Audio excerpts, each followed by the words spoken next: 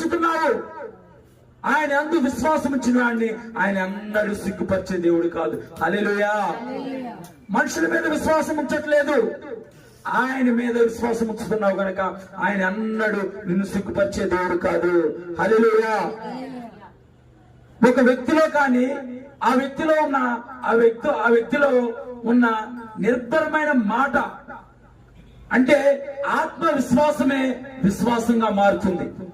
నువ్వు దేవుని యొక్క వాక్యం వినటం ద్వారా ఏదైతే నిర్భరమైన ధైర్యం కలుగుతుందో నీకు ఒక ధైర్యం వస్తుంది ఆయన వాక్యం వినడం ద్వారా. ఆ ధైర్యమే, ఆ ఆత్మవిశ్వాసాన్ని మనం విశ్వాసంగా మార్చుకోవాలి.